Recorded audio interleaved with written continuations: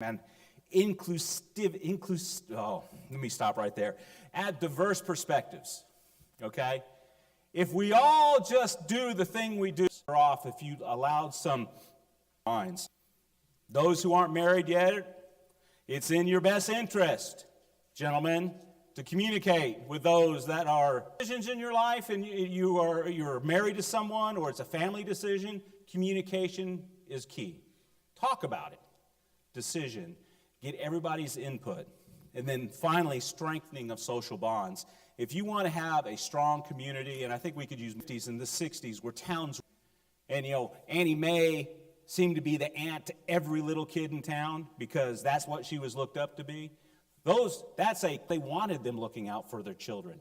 And they communicated the importance and their standards.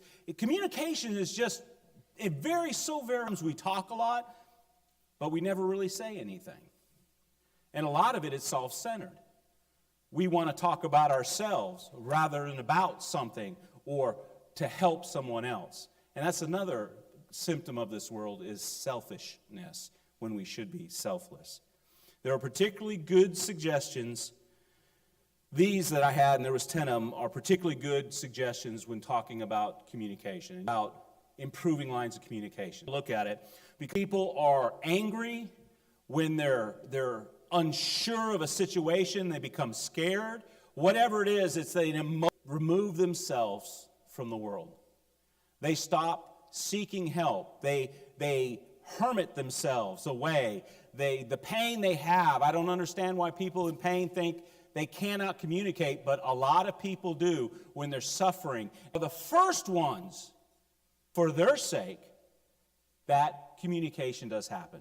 And this, if you look at the psychological, the medical field, tell me what you're feeling. Talk to me. And then, of course, most importantly after that is someone that will listen to them. When you ask somebody, but these people that are they're hurt. When I was younger, I did a lot of crazy things. This is back before all the modern thing. This is back when a portable phone was a 12-foot pigtail, and the phone was in the dial. Now, some of y'all know what that is, but it was years, decades ago. And we would do stupid things, much like children do today. But our thing back then was riding bikes. We had the soapbox ramps, which all it was two 2x4s somehow strapped together and put on a soapbox, and then we'd take our two-wheel bikes and we'd jump things. The heights that I should have, and I would wipe out. And then I have more scars than I care to share. But one thing, I might scream a little when I hurt myself real bad, and somebody would come and try to help me, and it was usually a parent that was in the neighborhood. And they'd ask you, what's wrong? We communicate because our anger, we were hurting. We might have been angry too, because kids were laughing at us half of the time, but we couldn't communicate. I know that's a real simple example, but now apply that to emotional states. Somebody has just had a traumatic event in their life, and they're hurting inside. A loss of a loved one, a situation that's just undescribable but detrimental in all fashions, and they're hurting. They're just unable to communicate. This is a very dangerous time for Christians to God. And that is the worst possible solution you could take. When you have questions and when you have loss and suffering and you feel like it's all but gone, that is the last moment that you want to shut down, where you just couldn't talk even to God about something. But there was others that tried to help you and got you talking, or somehow found examples out of the Bible that I want to show you. Now, they're surprising, because when these people went to God, all you're going to hear is complaining. Because sometimes that's all that's in you. You don't know why something happened. You don't know why a loved one is gone. You don't know why your children, family, and you just hurt and you're mad. Why does this have to happen to me? I attend church, I give you all those questions, but it happened to you. The last thing you want to do is she's an English teacher, is stop communicating with God. So let's look at a few examples. I did something I don't normally do. I did title this, and I called it Truth of It. Sometimes we just don't feel like doing it. far from helping me and from the words of my roaring. Oh my God, I cry in the daytime, but thou hearest not. And I feel like my prayers are falling in empty ears. Why aren't you paying attention to me? You're a God who brought up the nation of Israel. You perform miracles. But the key to this whole situation is, even in your lamentations, you don't want to stop talking to God. If all you can do is be like Job, and if you have, he was so pious, and he said, I'll sin not, even though it's his hand. And he wants to uncurl that finger. And he wants to point it at God and says, you are wrong. You did wrong. It's not right, and it's your fault. He did all but say those words.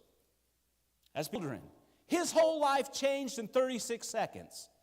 And then his 3 friends came by, which I'm sure were in good intentions, but they weren't very friendly, just as calling God wrong.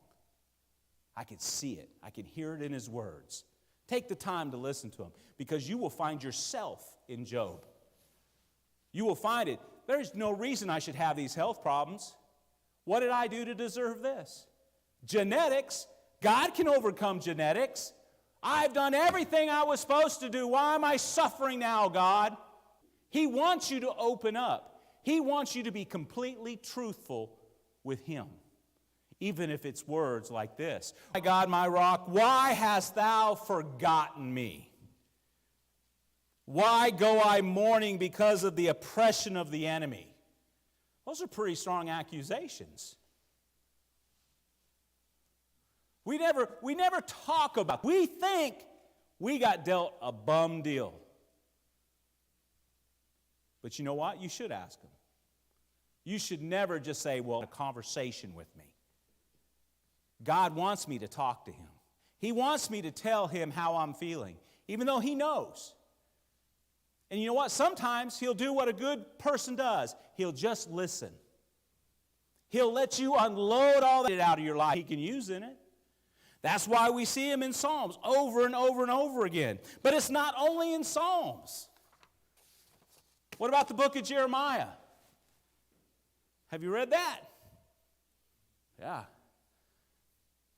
How about the book of Lamentations written by Jeremiah? How about just the title alone? Lamentations. You ever lamented over? And I don't have verses because it's hard to find verses for all these.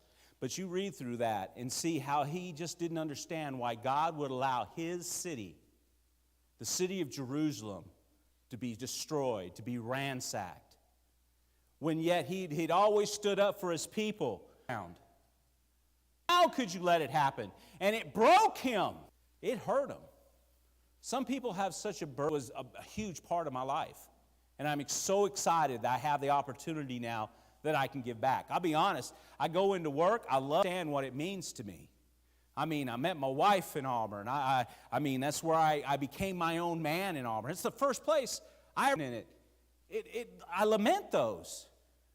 Say what you will, when the person poisoned the trees up in Toomer's Corner, it hurt. Them.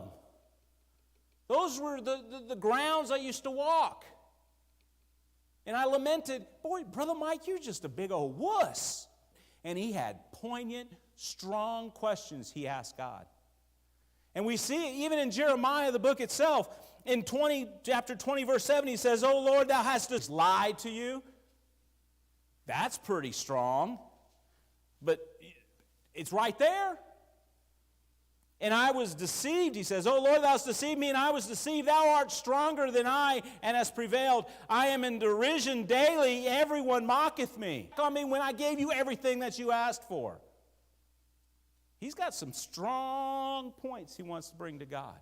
But the point of all it is, he's doing it. He's talking to God. The last thing you ever want to do with any of the problems you have is not bring them to God about it. I'll end up working it out somehow, understanding. You may have God moving away. I can't promise that. Have you seen it happen a few times? But God's ways are beyond my ways some more. And I believe that.